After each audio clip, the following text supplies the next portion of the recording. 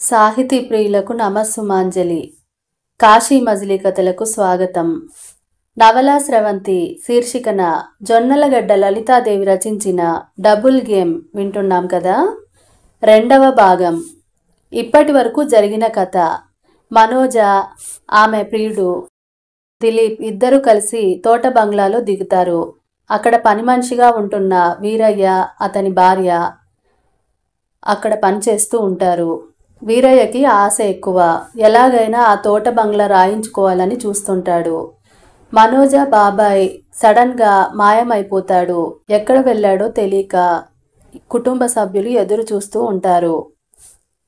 వీరయ్య తలుపు చాటు సందు నుంచి మనోజ వెంట వచ్చిన అతను ఎవరో తెలుసుకోవాలని ప్రయత్నిస్తుంటాడు. అతను మంత్రిగారి కొడుకు అని తెలిసి ఆశ్చర్యపోతాడు. కానీ గదిలో మూడవ వ్యక్తి ఉండటంతో ఆ మూడవ వ్యక్తి ఎవరనేది మనోజ వాళ్ళకు కూడా తెలీదు. ఇక్కడి వరకు చూశాం కదా. ఇప్పుడేం జరిగిందో చూద్దాం. వీరయ్య తిరిగి తన గదిలోకి వచ్చాడు. శ్రీవల్లి ఇంకా మేలుకునే ఉంది. తాను విన్నదంతా ఆమెతో చెప్పేశాడు వీరయ్య. మనోజమ్మ గారి ఫ్రెండు ఒక మినిస్టర్ గారి అబ్బాయి అని విని శ్రీవల్లి కూడా ఆశ్చర్యపడింది. ఈ రహస్యాన్ని లాభసాటిగా ఎలా వినియోగించుకోవాలా అని ఆలోచిస్తూ మంచం మీద వాలాడు వీరయ్య. తెల్లవారింది. వీధి గేటు దగ్గర ఇంపాలా కారు ఆగి ఉంది. టిఫిన్ తీసుకురా అంటూ పైకి వచ్చాడు వీరయ్య. అప్పటికే వాళ్ళన్నీ సర్దుకుని వెళ్ళిపోయే ప్రయత్నంలో ఉన్నారు. ఇప్పుడు మాకేం వద్దు, దారిలో హోటల్లో తింటాంలే అంటూ బ్యాగులోంచి 50 రూపాయల నోటు తీసి, పాపం చంద్రమ్మ శంకరయ్య కష్టపడి చక్కగా భోజనం తయారు చేశారు. రాత్రి ఇద్దరికి చెరో 20 ఇచ్చి మిగిలిన 10 రూపాయలు మీ ఆవిడ శ్రీవల్లికివ్వు అంది మనోజ అతనికి అందిస్తూ. అలాగేనంటూ జేబులో పెట్టుకున్నాడు వీరయ్య. వాళ్ళు కారులో ఎక్కి అది స్టార్ట్ అయి మలుపు తిరిగేదాకా చూసి ఆ 50 నోటు తన దగ్గరే ఉంచుకొని తన దగ్గర ఉన్న 10 రూపాయల నోటు తీసి చంద్రమ్మ చేతిలో పెట్టి, అమ్మాయి గారు మీకు ఇవ్వమన్నారని చెప్పాడు వీరయ్య. శ్రీవల్లి ఇదంతా చూస్తూనే ఉంది. కాస్తలో కాస్త కక్కుర్తి చూపించే భర్త వైఖరికి ఏవగించుకుంటూ అవతలికి వెళ్ళిపోయింది. అది ఒక ఖరీదైన హోటల్.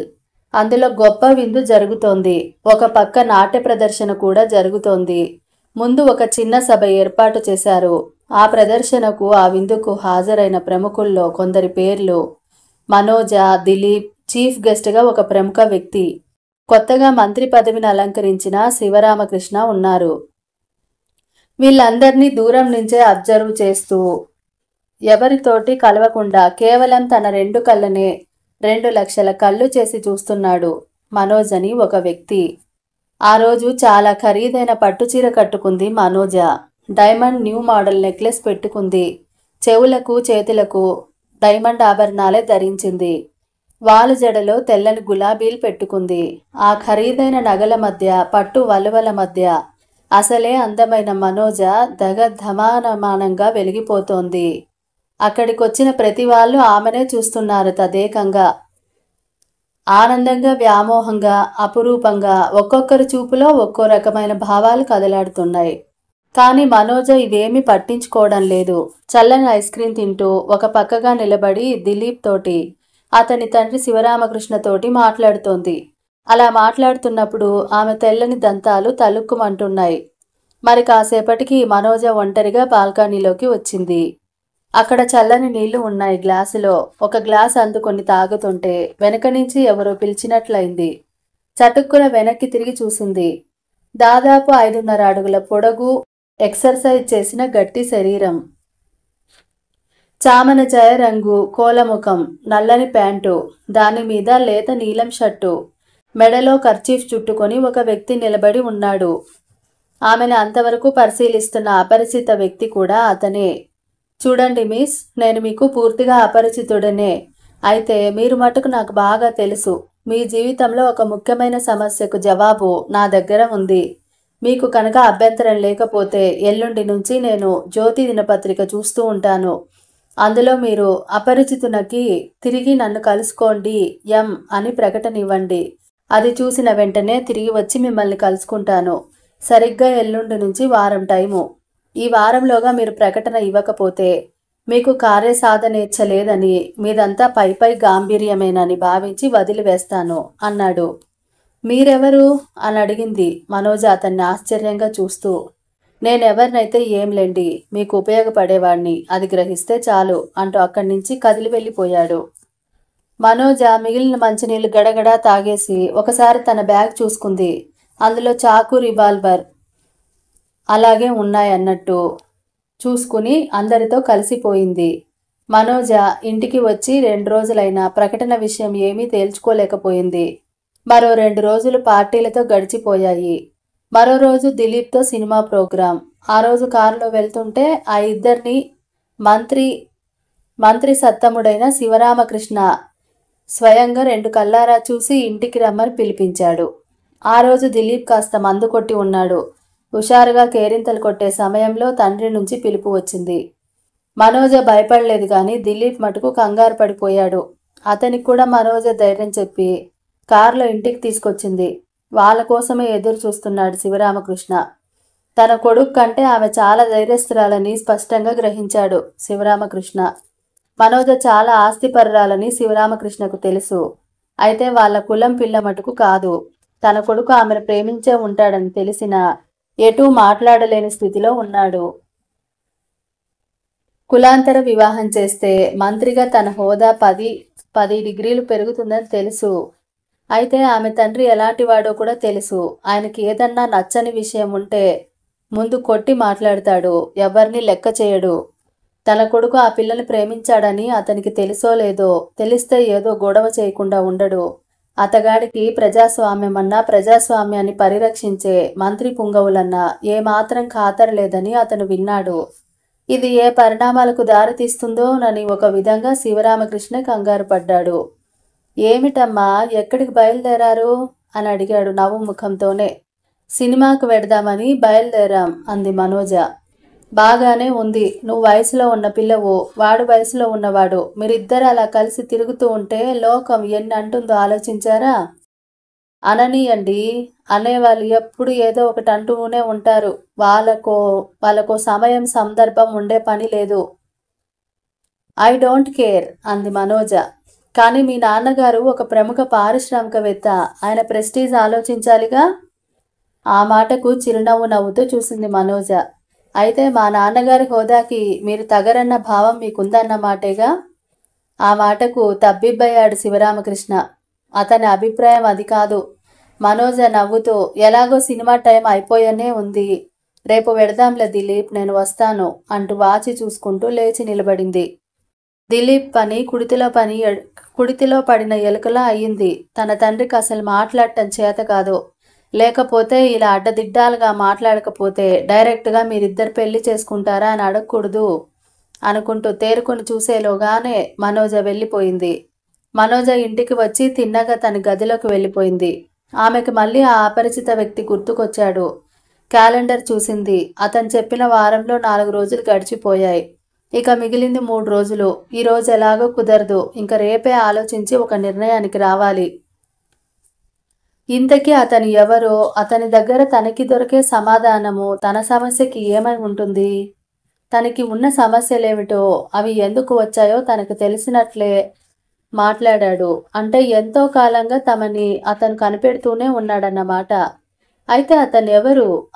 అతని రూపాన్ని చూస్తుంటే అటు 7 తరాలు ఇటు 7 తరాల్లోనూ తమ వారెవ్వరూ కాదని అనిపిస్తోంది. ఇంతకీ తన జ్యోతిలో ప్రకటన ఇవ్వడమా మానడమా? ప్రకటన ఇచ్చినందువల్ల తనకేమన్నా లాభం ఉంటుందా? ప్రకటన ఖర్చులు దండుగేనా? ప్రకటన ఇచ్చి అతన్ని పిలిపిస్తే నిజంగా తనకు కావలసిన సమాచారం అందిస్తాడా? అసలు తను పొరపాటు చేసినట్లుంది. ఇప్పటికే ప్రకటన ఇచ్చి ఉండాల్సింది. ఆ విషయం ఏమిటో తెలుసుకొని ఉండాల్సింది. తెలుసుకున్నందువల్ల తనకు వచ్చే నష్టం ఏమీ లేదు. అంతగా ఏదన్నా వికటంగా మాట్లాడితే ఉన్నాయిగా తన దగ్గర రివాల్వరు, చాకు, దేనికో దానికి పని కల్పించవచ్చు. కొన్ని దినపత్రికల్లో వచ్చే ప్రకటనలు చిత్రంగా ఉంటాయి. కోపగించి వెళ్ళిపోయిన కొడుకుల కోసం, చెప్పకుండా వెళ్ళిపోయిన భర్త లేదా భార్య కోసం, దయచేసి రావాల్సింది ఎక్కడ ఉన్నా అడ్రస్ తెలియజేస్తే డబ్బు పంపిస్తాను, నీకోసం ఇంట్లో అందరు బెంగ పెట్టుకున్నారు అంటూ ఓ రకం ప్రకటన. నేరస్తులు అధికారులు గుర్తుపట్టే అవకాశం లేకుండా తన సంగతి తన మిత్రులకు తెలియడం కోసం ఒక ప్రకటన, లేదా అజాగ్రత్తగా పారేసుకున్న వస్తువుల కోసం. అలాగే అనేక తరహా ప్రకటనలు ఒక్కొక్కటి ఒక్కొక్క రహస్యాన్ని దాస్తూనో ఒక్కొక్క కథను వెల్లడిస్తూనే ఉంటాయి ఆంతరింగకంగా. ఆ మర్నాడు 10 గంటలకల్లా సింపుల్గా ముస్తాబై ప్రకటన తీసుకుని బయలుదేరింది మనోజ జ్యోతి దినపత్రిక ఆఫీస్కు. ఒకే ఒక వాక్యం రాసింది. అది శనివారం ఉదయం జ్యోతి పత్రికలో ఈ విధంగా కనిపించింది ప్రకటన: అపరిచితునికి తక్షణమే నన్ను కలుసుకోవాల్సిందిగా కోరుతున్నాను. ఎం. శనివారం తెల్లవారకుండానే లేచింది మనోజ. మనసంతా అల్లకల్లోలంగా ఉంది. ఏ టైంలో ఆ వ్యక్తి వస్తాడా అని క్షణక్షణము గేటు వైపే చూస్తూనే ఉంది.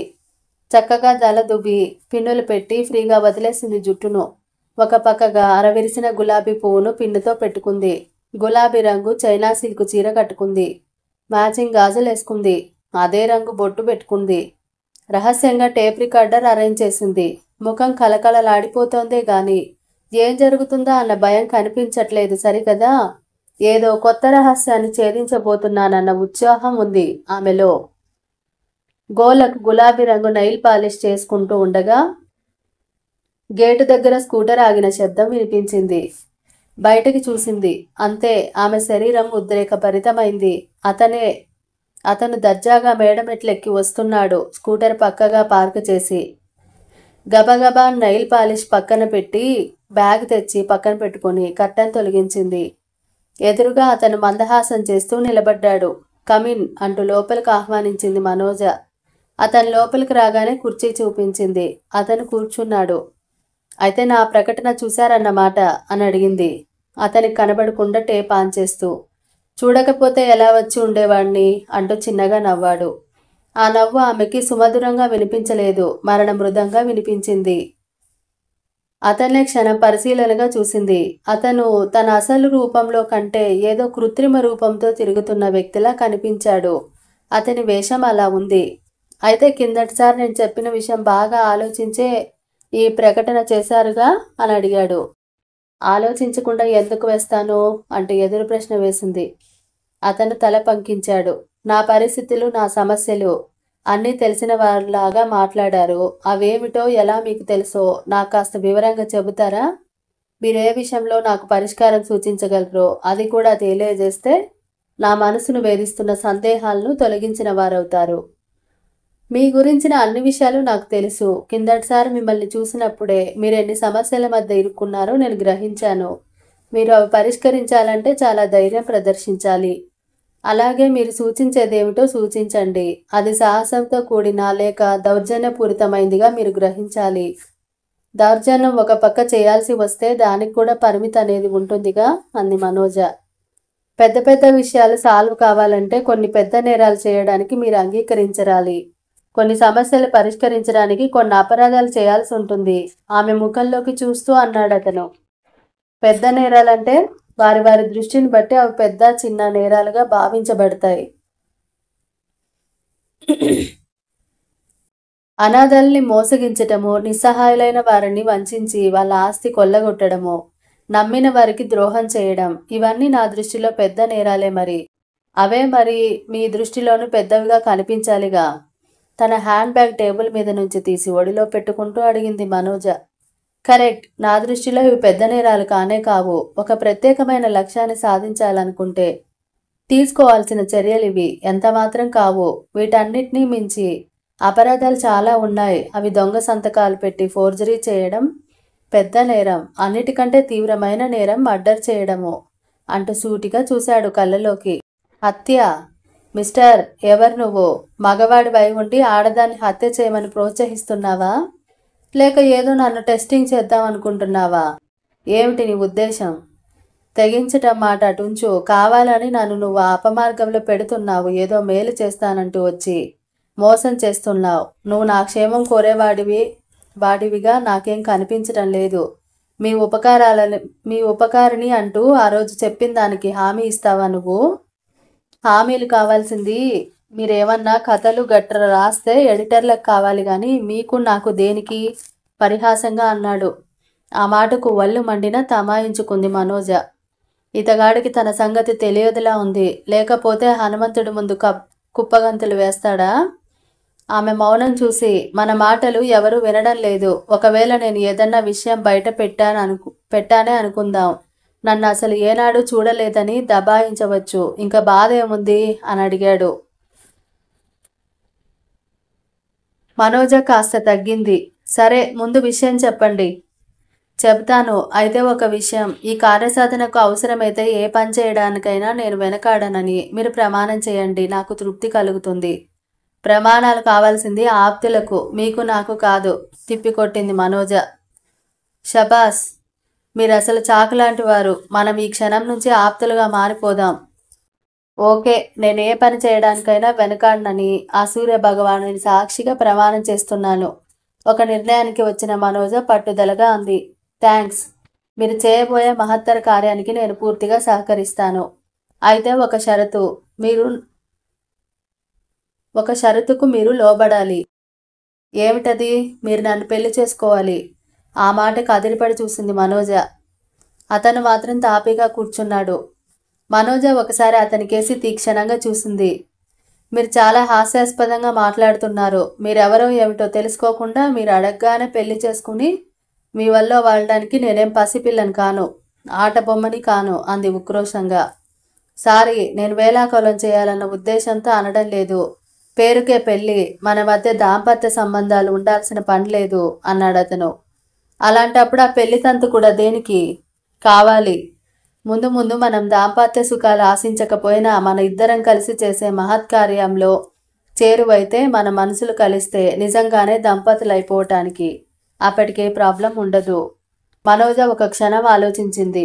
నాతో మీరు చేయి కలిపి సాధించాల్సిందేమిటి? మీకు అన్ని విధాలా పక్కలో బల్లెల్లా తయారైన మనోహర్ దేశాయ్ని మర్డర్ చేయడము. ఆ మాటకు బాంబు పేలినట్లు అదిరిపడింది మనోజ. మీకు మనోహర్ దేశాయ్ మీద ఎందుకు పగ? అతను నన్ను సర్వనాశనం చేశాడు కనుక అతని ప్రాణం తీయాలి లేదా తీయించాలి అని కంకణం కట్టుకున్నాను కసిగా అన్నాడతను. ఆ మాటకు అతనికేసి తీక్షణంగా చూసిన ఆమె బుర్రలో మెరుపు మెరిసినట్లయింది. అంతే, ఎదురుగా కూర్చున్న వ్యక్తి ఎవరో అర్థమైపోయింది. మనోహర్ దేశాయ్ సర్వనాశనం చేసింది ఒకరినే, ఆ ఒకరే ఎదురుగా ఉన్నది. సరే, మిమ్మల్ని నేను పెళ్లి చేసుకుంటాను. అది సింపుల్గా దండలు మార్చుకోవాలి గుళ్ళో. ఆ గుడివారు తప్ప వేరే మనకి పెద్దలు ఉండాల్సిన అవసరం కూడా లేదు. అయితే ఈ విషయం మా నాన్నగారికి తెలిసిందంటే మటుకు ఇళ్లలో కానీ ఆస్తుల్లో కానీ వ్యాపారాల్లో కానీ పైసా నాకు ఇవ్వరు. అలాంటి సమయంలో మరి మీరు నన్ను అన్ని విధాలా భరించగలరా? నేను కాస్ట్లీ లైఫ్కి అలవాటు పడినదాన్ని. ఆ పద్ధతులు ఆవగింజంత కూడా మార్చుకోలేను. ఇప్పుడు ఎలా జీవిస్తున్నానో అప్పుడు అలాగే జీవించాలి అంది మనోజ సూటిగా. నేను మరీ అంత పేదవాణ్ణి కాను. నాకు మా అమ్మ ఒక్కతే ఉంది. ఆవిడకి వేలిముద్రలు వేయడం తప్ప మరేమీ చేత కాదు. ఆవిడలా వేలిముద్రలు వేస్తున్నంతకాలం మనకి డబ్బుకేమీ ఇబ్బంది లేదు అన్నాడు. కూర్చుని తింటే కొండలు కరుగుతాయి. మగజన్మ ఎత్తినందుకు ఏదో ఒక పని చేయాలి. కష్టపడి ఏ 10 రూపాయలో తెచ్చుకొని ఖర్చు చేసుకున్నా అందులో ఉండే మగతనము అమ్మ చేత వేలి ముద్రలు వేయించుకొని డబ్బు ఖర్చు చేయడంలో ఉండదు అంది నవ్వుతూనే. కావచ్చు, కానీ మనోహర్ దేశాయ్ పీడ విరగడైతే నేను నా డబ్బుకు బ్యాంకులోనూ జోడించి ఏదో బిజినెస్ చేస్తాను అన్నాడు. ఆ మాటకు మనసులో నవ్వుకుంది మనోజ. మనోహర్ దేశాయ్ చచ్చేదాకా మీరు బిజినెస్ చేయరు. అతను చచ్చేలోగా వేలి ముద్రలతో మీ ఆస్తి హరాయించుకుపోతుంది. ఇహ మిమ్మల్ని ఆ భగవంతుడు కూడా కాపాడలేకపోవచ్చు అంది మనోజ. అందుకే అతని తొందరగా మీరు సాగనంపితే అంటూ నసిగాడు. ఆ మాటకు మరోసారి నవ్వింది మనోజ. ఇద్దరం కలిసి ఆ పని చేయాలని ఇందాకటి నుంచి నాతో చెప్పారు. ఇప్పుడు మీరు సాగనంపాలి అంటున్నారు. మగాళ్ళు, మీరు ఆ మాత్రం ధైర్యం చేయలేరేమిటి? నా వల్ల కావడం లేదనేగా మీ దాకా వచ్చింది. మనోజ మాట్లాడలేదు. సరే, మిమ్మల్ని నేను నమ్మాను. ఇక మన వివాహ ప్రయత్నాలు మొదలు పెడదాం. రేపు ఈ పాటికి మనం దంపతులం అయిపోతాం. నేను వెళ్ళి గుళ్ళో మాట్లాడొస్తాను. మనోజ మౌనంగా నిలబడి ఉంది. మీరు మరేమీ అపోహ పడకండి. ఇది పేరుకు మాత్రమే పెళ్ళి. మన లక్ష్య సాధనకు సమిష్టి కృషికే ఈ పెళ్ళి. మీకు ఎవరైనా ఇంతకు మునుపు ప్రేమించి వ్యక్తి ఉంటే వారితో నిరభ్యంతరంగా తిరగవచ్చు. నాకేం అభ్యంతరం లేదు. అలాగే నాకెవరైనా ప్రేమించిన యువతి ఉంటే ఆమెతో నేను కలవడానికి మీరు అభ్యంతరం చెప్పకూడదు. మనం మనసులు దగ్గరై ఈ బంధంలో ఇరుక్కుందామని నిర్ణయించుకుంటే నా ప్రేయస్తో నేను కలవను. మీ ప్రియుణ్ణి మీరు కలవద్దు. ఇద్దరం అనుభవించవచ్చు ఆనందాన్ని. అది అప్పటి పరిస్థితిని బట్టి ఉంటుంది. మనకు అప్పటికి ఇష్టం లేకపోతే ఎవరి దారి వారిది. ఈ వ్యక్తి మీకు, నా వ్యక్తి నాకు. మీ వ్యక్తి మీకు, మీకు నా వ్యక్తి నాకు. ఒకవేళ మనకి అలాంటి వారెవరూ లేరు అనుకుందాం. అయినా వేరే చూసుకుందాం కానీ ఇష్టం లేకపోతే ఈ పెళ్లికి ఎంత మాత్రం కట్టుబడి ఉండక్కర్లేదు అన్నాడతను. అలాగే మీరు రేపు ఉదయం 10 గంటలకు అన్ని ఏర్పాట్లు చేసి నాకు కబురు చేయండి. ఏ గుడో ఏమిటో అంది మనోజ. అలాగే నేను 1 గంట ముందుగా వచ్చి మీకు తెలియజేస్తానంటూ లేచాడు. అలాగేనన్నట్లు తల తాటించింది. అతను వెళ్ళిపోయాడు. మనోజ హ్యాండ్ బ్యాగ్ పక్కన పెట్టి లేచింది. టేప్ ఆన్ చేసింది, ఆఫ్ చేసింది. ఇంతవరకు అతను మాట్లాడిన ప్రతి మాట అది అందులో రికార్డై ఉంది. మెల్లగా విప్పి క్యాసెట్ విడదీసింది. అతను అందగాడే. ఆ అందంలో బుసకొట్టే నాగుపాము కనిపిస్తోంది గాని మనిషిలా కనిపించడం లేదు. ఇతన్ని తను వదిలేయడం మంచిదేనా? అసలు ఇంత ధైర్యంగా అతను ఇక్కడ అడుగు పెట్టగలిగాడంటే తను ఇచ్చిన అవకాశమే కదా. మనోహర్ దేశాయ్, విపిటియు. ఇంక నీ కర్మం, నువ్వు అనుభవించాల్సిందే. మంచి రోజులు, అందులో నువ్వు అద్వితీయంగా వెలిగిన రోజులు ఇక మళ్ళీ నీ జీవితంలో నీకు తిరిగి రావు. నరుడికి 4 దశలని మనవారు అందుకే అంటుంటారు. అదే గనక నిజమైతే ఇంక నువ్వు ఏ దశ అనుభవించడానికి ఏమాత్రం స్కోపు లేదు. నీ మరణానికి డేటు రేపు ఫిక్స్ చేయబడుతుంది. అదే రోజు నువ్వు ఊర్ధ్వలోకాలకి విహారం పెడతావు అనుకుంటూ బీరువా దగ్గరకు నడిచింది. ఆ బీరువా తెరవబోతూ ఒకసారి తన గదినే పరిశీలనగా చూసి వెళ్ళి బయట గదికి గట్టిగా లోపల బోల్ట్ బిగించి కిటికీలన్నీ మూసేసి లైటు వేసి బీరువా తెరిచింది. అందులో లాకర్లో దాచిన ఒక ఫైలు, మరో ఆల్బమ్, ఒక కవర్ అందుకొని బీరువా వేసి అవన్నీ టేబుల్ మీద పరుచుకుంది. ఆ క్యాసెట్ బీరువాలో దాచింది. ముందుగా ఫైల్ తీసింది. అది సీక్రెట్గా ఆమె తయారు చేసుకున్న ఫైలు. ఆ ఫైల్ తీసి ఒక్కొక్క పేజీ తిరిగేసాగింది. అందులో మధ్య పేజీలో ఆమె కళ్ళు నిలిచిపోయాయి. అది మనోహర్ దేశాయ్ని గురించిన పేజీ. ఆ పేజీ పూర్తిగా చదివేసి కవర్లో ఉన్న ఫోటోలు బయటకు తీసింది. అది 3 ఉన్న ఫోటో. అందులో తన తండ్రి చక్రధర్రావు, తన బాబాయ్ శ్రీచంద్ర. ఆ 3వ వ్యక్తి ఎవరో తనకు అర్థం కాలేదు. అతన్ని తను చూసిన గుర్తు కూడా లేదు. ఆ ఫోటో తర్వాత మరో చిన్న పాస్పోర్ట్ సైజ్ ఫోటో ఉంది. అదే మనోహర్ దేశాయ్ ఫోటో. అది బాగా పరిశీలనగా చూసి ఆ పేజీ, ఆ ఫోటో 2 జోడించి కవర్లో పెట్టింది.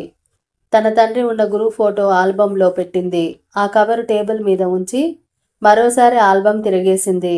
అందులో 4 కూర్చొని కాన్ఫరెన్స్ చేస్తున్న ఫోటో. ఆ వ్యక్తుల్ని తను ఇద్దరినే కనిపెట్టగలిగింది కానీ ఆ మిగిలిన ఇద్దరిని తను గుర్తించలేకపోతోంది. అందులో ఒక వ్యక్తి తన తండ్రి, పినతండ్రి ఉన్న ఫోటోలో ఉన్నాడు. ఆ 2 ఫోటోల్లోనూ అతను కనిపిస్తున్నది మిగిలిన ఫోటో తాలూకు వ్యక్తులంతా తనకి తెలిసిన వాళ్లే. అతను ఎవరై ఉంటారన్నది రహస్యంగా తేల్చుకోవాల్సిందే.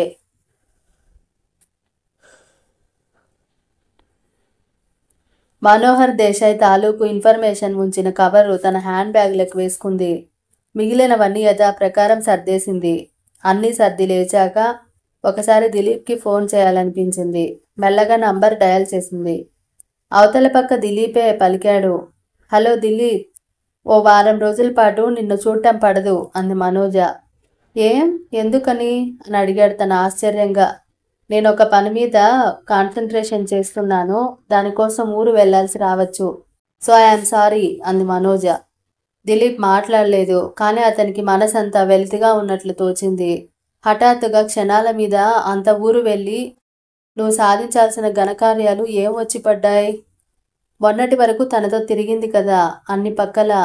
ఆ రోజు సినిమా ప్రోగ్రాం తన తండ్రి మూలంగానే క్యాన్సిల్ అయిపోయాక మళ్ళీ కనిపించలేదు. బహుశా కోపం వచ్చి ఉంటుంది. అది ఈరోజు ఫోన్లో బాగా నిర్ధారణ అయ్యింది. పోనీ తను అక్కడికి వెళ్ళి ఆమెకు క్షమార్పణ చెప్పుకుందామంటే ఆమె అనుమతి లేకుండా అక్కడికి, ఆమె ఇంటికి వెళ్ళడానికి వీల్లేదు. అది ఆమె ఆజ్ఞ.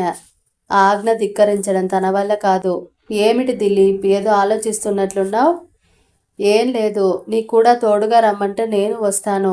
ఆడపిల్లవి ఒంటరిగా పెడతావని. మరేం పర్వాలేదు. అయినా నీ ఫోన్ నంబర్ నాకు తెలుసుగా. ఏమన్నా అత్యవసరం అనిపిస్తే నీకు ఫోన్ చేస్తానులే. ఏ ఊళ్ళో ఎక్కడ ఉన్నా అంటూ నవ్వింది మనోజ. పోనీ ఒకసారి మీ ఇంటికి రానా? ఈరోజు రేపు వద్దు. అసలు నన్ను కలుసుకోవాలని ఏ రోజు ప్రయత్నించకుండా ఉంటే నాకు చాలా హెల్ప్ చేసిన వాడివి అవుతావు అంది మనోజ. సరే నీ ఇష్టం, కానీ ఏదైనా అత్యవసరమైతే తప్పకుండా ఫోన్ చేస్తావని నమ్ముతున్నాను. తప్పకుండా అంది మనోజ ఫోన్ పెట్టేస్తూ. అవతల పక్క దిలీప్ కూడా ఫోన్ పెట్టేశాడు. ఏముంది, క్షణక్షణము జవరాండ్ర చిత్తముల్ అన్నట్లు అవి ఎలా మారిపోతాయో తనకి కాదు కదా, ఈ సృష్టికర్తకి కూడా అర్థం కాదనుకుంటాను. ఏదో ఉంది కానీ మనోజ బయట పెట్టడం లేదు. బహుశా తెలిసే అవకాశం కూడా లేదు తనకి అనుకున్నాడు దీర్ఘ నిశ్వాస విడిచి. అతనికి హఠాత్తుగా ఆ తోట, ఆ చిన్న మేడ, ఆ రోజు తను చూసిన దీపపు కాంతి, తామిద్దరిని గదిలో బెదరగొట్టిన వ్యక్తి అన్ని గుర్తుకు రాసాగాయి. తను ఊరికే కూర్చోనే కంటే ఆ తోట దగ్గరకు వెళ్ళి చూస్తే ఎవరైంది తెలుస్తుందేమో. అసలు అది మనిషి తాలూకు కొవ్వొత్తి దీపమా, దెయ్యం తాలూకు కొవ్వొత్తి కాంతే అని ఎలా తెలుస్తుంది? ఇప్పుడు తనకి తెలియకపోయినందువల్ల వచ్చే నష్టం ఏమన్నా ఉందా? ఆ రోజు ఆమె రమ్మంటే తను వెళ్ళాడు. అక్కడ యాదృచ్ఛికంగానే ఆ మేడలోంచి తను చూడటం జరిగింది. ఇప్పుడు వెళ్ళి తను అవన్నీ ఎంక్వైరీ చేయడానికి తనకేం సంబంధం ఆ మేడతో అని ఒకసారి ఇంత మినిస్టర్ గారి అబ్బాయిని నన్ను అలా కొడతాడా ఆ రోజు అనుకున్నాడు కసిగా. అలా అనుకున్నప్పుడు ఆ మేడ, ఆ తోట రహస్యం తను తప్పకుండా తెలుసుకోవాల్సిందే. అతగాన్ని పట్టి చావగొట్టించి లాకప్ మరణం కింద నెట్టి వేయించాల్సిందే అని అనిపించింది. మరొకసారి ఇలా సందిగ్ధావస్థలో అతను కొట్టుమిట్టాడుతుండగానే ఆ రోజు గడిచిపోయింది. ఆ రోజు ఉన్న టెన్షన్ ఆ మర్నాటికల్లా తగ్గిపోయింది. మనోజ కనిపించలేదని మనసు చిన్నబోయినా ఆలోచిస్తే ఆమె వెనకాల ఉన్న ప్రమాదాలను గమనించినప్పుడు తన దూరంగా ఉండటమే మంచిదేమో అని కూడా అనుకోలేకపోలేదు దిలీప్.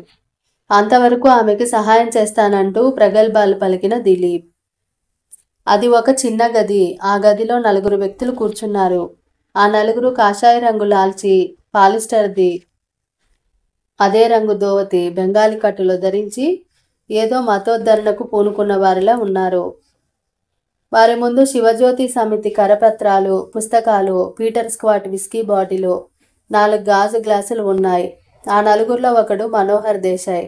అప్పటికి ఒక గ్లాస్ పూర్తిగా సేవించాడు. కానీ ఆ తాగిన ఆనందం గాని, నిషా గాని అతనికి ఏమీ కనిపించట్లేదు. నిరాశ నిస్పృహలు మూర్తీభవించిన వ్యక్తిలా కూర్చొని ఉన్నాడు. అతనికి ఎదురుగా కూర్చొని ఉన్నాడు బెనర్జీ. పక్కనే కూర్చొని ఏవో సూచనలు ఇస్తున్న ప్రసాద్ సూచనలను గ్రహిస్తూ తన దగ్గర ఉన్న వ్రాతప్రతిలో ఏదో సర్దుబాట్లు దిద్దుబాట్లు చేస్తున్నాడు. మనోహర్ దేశాయ్కి కుడివైపున శివజ్యోతి సమితి కార్యదర్శి రామకృష్ణ కూర్చొని ఉన్నాడు. రామకృష్ణ గౌరవ పదవులను అనేకం నిర్వహిస్తున్నప్పటికీ అన్నింటికీ ఆర్థిక లాభం ఉండేలానే చూసుకుంటాడు. ప్రతిఫలం లేకుండా ఏ పని చేయడు. శివజ్యోతి సమితి కార్యదర్శి పదవి మూలంగా అతనికి నెలకు 300 ముడతాయి. ఇదే కాదు, ఇంకా చిన్న చిన్న పదవులను ఎన్నో నిర్వహిస్తున్నాడు. Shivajyoti metal and steel company అధ్యక్షుడిగా, శివజ్యోతి శాలవ సంఘాల కార్యదర్శిగా, జాన్ రెఫరెంట్ సంస్థ ఆడిటర్గా, శివజ్యోతి నేరస్తుల సంస్కరణ సంఘాధికారిగా, వీటన్నింటికీ అతనికి గౌరవ వేతనాలు ఉన్నాయి. అన్నింటికీ ముక్కుపిండి మరీ వసూలు చేసుకుంటాడు డబ్బు. ఇవన్నీ కాక పార్టీ మీటింగులకు జనాన్ని సమీకరించే సంఘానికి అధిపతిగా, సైనిక నౌకాదళాల్లో జేబు రుమాళ్ళు పంపిణీ శాఖ ఉద్యోగినిగా కూడా ఓ 4 నెలల కిందటే పదవీ బాధ్యతలు స్వీకరించాడు. ఈ విధంగా శివజ్యోతి సమితి అభివృద్ధిని కాంక్షిస్తూ తను పెద్ద మొత్తాల్లో డబ్బు స్వీకరిస్తూ శివజ్యోతిని మైనంలా అంటిపెట్టుకొని ఉన్నాడు. మొన్న రాత్రి ఏలూరులో జరిగిన శివజ్యోతి సమితి సమావేశంలో కార్యదర్శి నివేదిక చదువుతూ ధనవంతుల మీద, ప్రభుత్వం మీద, పేదవారి మీద జోక్స్ వేసి సభికులను నవ్వుల్లో ముంచి వేయడం అతనికే కాదు, అక్కడ ఉన్న అందరికీ గుర్తు ఉంది. రామకృష్ణకు ఒక పిచ్చి ఉంది. అదేమిటంటే తను అతి పవిత్రంగా భక్తి జ్ఞానాలతో జీవిస్తున్నట్టు ఇతరులకు కనిపించాలనే తాపత్రయం ఎక్కువ. అందుకే మూతి బిగించుకొని ఎవరితోటి ఎక్కువ మాట్లాడడు. అయితే సభల్లో ప్రసంగించేటప్పుడు మటుకు గద్గద స్వరంతో ఏ క్షణంలో అయినా వెక్కి వెక్కి ఏడవడానికి సిద్ధంగా ఉన్నట్లు కనిపిస్తాడు. ఆ రోజు ఆ 4 అక్కడ కూర్చొని చేయిస్తున్న పని, అక్కడ ఓ వారంలో జరగబోయే ఉత్సవాలకు తగిన ప్రచారము, విరాళము సేకరించడానికి తగిన పథకం. మిస్టర్ మనోహర్ తలుపు మెల్లగా కాస్త తెరిచి చూశాడు. హాల్లో ఎంతమంది జనం కూర్చున్నాడో చూడు అన్నాడు రామకృష్ణ. మనోహర్ దేశాయ్ మెల్లగా కాస్త తలుపులు తెరిచి చూశాడు. మిస్టర్ రామకృష్ణ, హాల్ అంతా నిండిపోతోంది. ఈరోజు మీ ఉపన్యాసం ఎలా ఉండాలంటే మనం ఇప్పుడు సేవిస్తున్న విస్కీ కంటే ఘాటుగా ఉండాలి సుమా అన్నాడు మళ్ళీ వచ్చి కూర్చుంటూ. రామకృష్ణ చిరునవ్వు నవ్వుతూ పేపర్లు జాగ్రత్తగా మడిచి జేబులో పెట్టుకున్నాడు. ఇంతలో తలుపు తట్టిన శబ్దమైంది. ఆ తలుపు నెట్టుకొని ఇద్దరు రావడం కూడా గమనించాడు మనోహర్ దేశాయ్. వాళ్ళిద్దరూ స్త్రీలు. అయితే ఆ ఇద్దరూ అపరిచితులుగానే కనిపించారు. ఒక ఆవిడకి 40 దాదాపుగా ఉంటుంది వయసు. మరొకరు అందాల అపరంజి, యవ్వనంలో మిసమిసలాడిపోతున్న మనోజ. ఆ ఇద్దరిని ప్రశ్నార్థకంగా చూశారు కాషాయ అంబరధరులు. ఆ వయసు మల్లుతున్న ఆమె దగ్గరికి వచ్చి నమస్కరించింది. ఎవరమ్మా నువ్వు అని అడిగాడు మనోహర్ దేశాయ్. నా పేరు రామేశ్వరి. ఈ పిల్ల మా అన్న కూతురు. ఆలనా పాలన చూసేందుకు ఎవరు లేరు. ఈరోజు సమావేశంలో ఈమెను దీవించి ఆమె భవిష్యత్తుకు ఒక మంచి మార్గాన్ని చూపిస్తారని, అనుకోని సంఘటనలతో వెయ్యి చెక్కలైన ఆమె మనస్సుకు శాంతిని ప్రసాదిస్తారని తీసుకొచ్చాను అంది వినయంగా రామేశ్వరి. మనోజ అచ్చం ఏమీ ఎరగని అమాయక యువతిలా కనిపిస్తోంది. ఆమె వేషధారణ దానికి తగినట్లే చేసుకొచ్చింది. ముఖాన్ని ఆ విధంగా మేకప్ చేసుకొచ్చింది. ఆ క్షణంలో ఆమెను చూసిన వారెవరూ గొప్ప పారిశ్రామికవేత్త కూతురని అనుకోరు. చాలా ధైర్యసాహసాలు గల యువతి అని కూడా అనుకోరు. ఆడాళ్ళను చూసి ఆదుర్దాగా ఆ సీసాలు గ్లాసులు అన్నీ వెనక నుంచి సర్దేసి అదంతా శుభ్రం చేశాడు బెనర్జీ. అమాయకమైన ఆ చూపుతో తన కళ్ళను మరింత విశాలం చేస్తూ ఆ నలుగురిని పరిశీలనగా చూస్తోంది. మనోహర్ దేశాయ్ తనకి తెలుస్తూనే ఉన్నాడు. ఆ మిగిలిన ముగ్గురులో ఇద్దరు. ఒక క్షణం ఆలోచనలో పడింది మనోజ. అంతే, ఆమె మనోవీధిని మెరుపు మెరిసినట్లయింది. ఆ ఇద్దరూ తన తండ్రితో కాన్ఫరెన్స్లో పాల్గొన్నవారు. అయితే అప్పుడు మామూలుగా ప్యాంటు షర్టుల్లో ఉన్నారు. ఇప్పుడు కాషాయ రంగు లాల్చీలు, పంచెలు. అంతే తేడా. ఎన్నాళ్ళ నుంచో కనుక్కోవాలనుకున్న ఇద్దరు ఇక్కడే ఈనాడే ఒక్కసారి ప్రత్యక్షమయ్యారు. ఆ సమితి కార్యదర్శిని తీసేస్తే మిగిలిన ముగ్గురు తనకి ఆడబోయిన తీర్థాలే. రామ్మాయ్, ఇలా కూర్చో అన్నాడు ప్రసాద్. మనోజ బెదురు చూపులు చూస్తూ ఆ వ్యక్తికి కాస్త దూరంగా నిలబడిందే గాని కూర్చోలేదు. ఆ వ్యక్తుల్నే పరీక్షగా చూస్తోంది. ఏమిటమ్మా నీ బాధ అని అడిగాడు బెనర్జీ. రామేశ్వరి మళ్ళీ ఏదో చెప్పబోయింది. నువ్వుండమ్మా, ఆమెను చెప్పని అన్నాడు ప్రసాద్. రామేశ్వరి మాట్లాడలేదు మళ్ళీ. మనోహర్ దేశాయ్ వాచి చూసుకుంటూ, ఈ సత్కార్యానికి ఇంకా కొంచెం టైం ఉంది. అమ్మా, మీరు బయట ఉండండి కాసేపు. ఈ అమ్మాయి ఆధ్యాత్మిక తరంగాలు ప్రవహించే ఈ గదిలో కొంచెం సేపు ఉంటుంది. ఈ తరంగాల వల్ల గాని ఆమెకు మనశ్శాంతి కలగదు అన్నాడు. రామేశ్వరి బయటకు నడిచింది. మనోజాతి భయస్థురాలిలా వదిగి ఉంది. నువ్వు భయపడకు, దైవ సాన్నిధ్యంలో ఉన్నావు అన్నాడు రామకృష్ణ. ఆ మాటకు నవ్వు వచ్చినా తమాయించుకుంది మనోజ. రా, నాతో రా. నీ పరిస్థితి ఎలా ఉందంటే మంద నుంచి తప్పించుకున్న గొర్రె పిల్లలా ఉంది. నువ్వు గొర్రె పిల్లవి, నేను నీ కాపరిని అంటూ ఆమె చెయ్యి పట్టుకుని లోపల గదిలోకి తీసుకుపోయాడు మనోహర్ దేశాయ్. శివజ్యోతి సమితి తేనేటి విందులకు, ప్రేమ విందులకు ఉపయోగించే పాత్రలు ఒక మూల, కొన్ని కాషాయ వస్త్రాలు ఒక పక్క ఉన్న గదిలో తీసుకువెళ్ళాడు. ఒక కుర్చీలో ఆమెను కూర్చోమన్నాడు. తను మరో కుర్చీలో కూర్చున్నాడు. ఆధ్యాత్మిక చైతన్యానికి, సాధనకు ఏకాంతం చాలా అవసరం గనుక నేను ఇక్కడికి తీసుకొచ్చాను. అన్నట్లు నీ పేరేమిటి అని అడిగాడు. నా పేరు జయ అంది. జయ, నీలో ఏమన్నా ఆధ్యాత్మిక చైతన్యం కలిగిందా? అసలు ఆధ్యాత్మిక చైతన్యం అంటే ఏమిటో తెలిస్తే కదా కలిగిందో లేదో చెప్పడానికి అంది మనోజ. తెలుస్తుంది, మెల్లమెల్లగా అన్నీ అర్థమవుతాయి. భగవంతుడు నీకు మంచి రూపం ఇచ్చాడు. కాస్త తెలివి నేర్చుకున్నావంటే నిన్ను కొట్టే ధీరుడు ఎవ్వరు ఉండరు. ఏది మన సమాగమనానికి గుర్తుగా చిన్న ముద్దు అంటూ మనోజ అంగీకారం లేకుండానే తటాలను ఆమెను దగ్గరకు తీసుకొని ముద్దు పెట్టుకున్నాడు. మనోజకు అరికాలి మంట నెత్తికి బగ్గున మండింది. తను రహస్యంగా దాచిన కత్తి రివాల్వర్ ఒకసారి తడిమి చూసుకుంది. ఇప్పుడు నువ్వు నాకు సోదరివి, నాకు తీయని ముద్దు ఇచ్చావు కనుక నాకు చాలా సన్నిహితురాలి అయిపోయావు అన్నాడు మనోహర్ దేశాయ్. మనోజ ఒకసారి చుట్టూ కలియ చూసింది. అక్కడ ఉన్నది తామిద్దరే. తను అతి జాగ్రత్తగా తెచ్చిన రివాల్వర్ కత్తో ఉపయోగిస్తే అతని ప్రాణం 3 నిమిషాల్లో పంచభూతాల్లో కలిసిపోతుంది. కానీ అతను చచ్చాడంటే తనే చంపేసిందని అందరూ గ్రహించేస్తారు. తీసుకుపోయి ముందు తనని లాకప్లో పడేయిస్తారు. తర్వాత ఉరిశిక్ష వేయవచ్చు, లేదా దయ తలచి కఠిన కారాగార శిక్ష విధించవచ్చు. మొత్తం మీద ఏమైనా తను పట్టపట్టం ఖాయము. తన పాలసీ అది కాదు. మనోహర్ దేశాయ్ చంపబడ్డాడు అంటే ఎలాగా, ఎవరు చంపారన్నది తెలియకుండా చంపాలి. ఆ మాట తట్టగానే మౌనం వహించింది. వచ్చిన కోపాన్ని నిగ్రహించుకుంది. చూడు జయ, నీ జీవితంలో నువ్వు సుఖాన్ని దుఃఖాన్ని కూడా చవి చూడగలవు. నీకు డబ్బుకు ఇబ్బందిగా ఉంటే చెప్పు, నేనిస్తాను. నాకు చెల్లెలుగా ఉంటావు అన్నాడు మనోహర్ దేశాయ్. ముందు నా మీద నుంచి చేతులు తీయండి. మీరు సరిగ్గా ప్రవర్తిస్తే నాకు చెల్లెలుగా ఉండటానికి ఏం అభ్యంతరం లేదు అంది నిక్కచ్చిగా మనోజ. ఆ చేతులు అలా ఉండటంలో తప్పు లేదు. మన మధ్య ఏ తప్పు ఉండదు, ఉండబోదు కూడా. నేను నీకు ఆధ్యాత్మిక గురువును. నేనేం చేయమంటే అది నువ్వు చెయ్యాలి. నేనేం చేస్తే దానికి నువ్వు లోబడి ఉండాలి. నువ్వు ఇప్పుడు వేసుకున్న బట్టలు ఏమీ బాగాలేవు. నువ్వు చాలా అందమైన దానివి. ఆ అందానికి తగిన డ్రెస్సు వేశావంటే ఏ సినిమా స్టారో అనుకుంటారు నిన్ను చూసి అంటూ జేబులోంచి 100 కాగితం తీసి ఆమెకిచ్చాడు మనోహర్ దేశాయ్. తనలో తనే నవ్వుకుంటూ ఆ 100 అందుకుంది మనోజ. పాపం ఆ 100 దాచుకోవడానికి నీకు కర్చీఫ్ గాని హ్యాండ్ బ్యాగ్ గాని లేదులా ఉంది. మీ అత్తయ్య చూడకుండా ఎలా దాచాలా అని ఆలోచిస్తున్నావా? ఇదిగో ఇలా జాకెట్లో దాచుకో అంటూ ఆమె జాకెట్లోకి చెయ్యి పోనిచ్చాడు. మనోజ వల్లు మండిపోయినా ఇంకా జరగాల్సిన కర్మకాండ ముందే ఉంది గనక ఆ దౌర్జన్యాన్ని కూడా తన అలవాటుకు విరుద్ధంగా సహించింది మనోజ.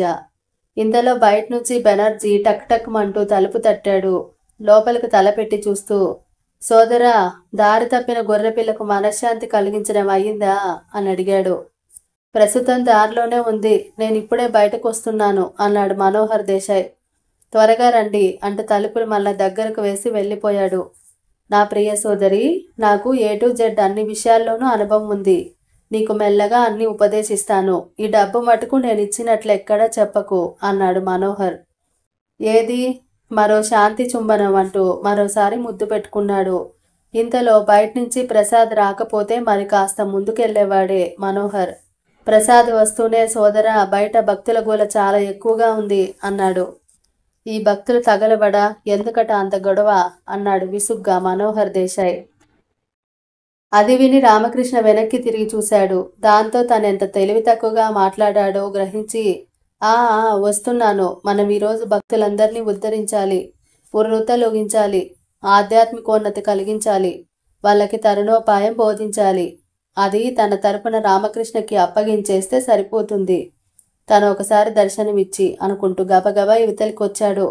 నువ్వు తర్వాత మరొకసారి రా అంటూ మనోజను బయటకు పంపించేశాడు. కథ ఇక్కడితో ఆపుతున్నానండి. తరువాయి భాగం నెక్స్ట్ ఎపిసోడ్లో విందాం.